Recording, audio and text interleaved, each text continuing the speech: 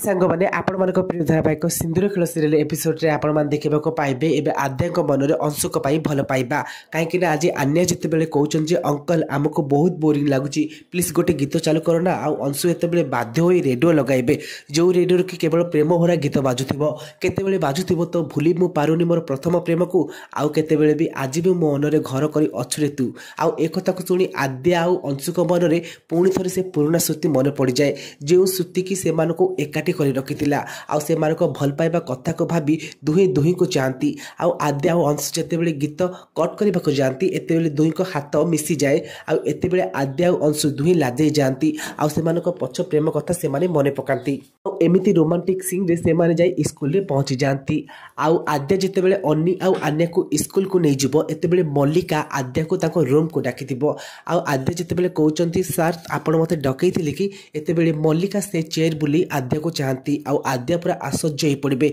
आउ ए समय मल्लिका कहउचन जे कौन आद्या तू मते देखी होश उड़ीगला अरे तू कौन भाविथिलु तू अंशु को पटई पुणी थर से घरे रहीजिबु एमिति हेबाकु मु केबे भी देबिनी आउ एतेबेले आद्या कहउचन जे तमर बोधे भूल बुझाणा आइछि तमे एबे मते एठाको काहेकि डाकिच आउ एतेबेले मल्लिका कहउचन जे अरे ए स्कूल रो मु हेड आउ तू मते रंग देखौछु ते फ्रेंड्स आपण मानको कोन लागुछि कोन मल्लिका सतरे आद्या को ठार प्रतिशोध नबो जदि हां ताली येस बोली कमेंट करिवे।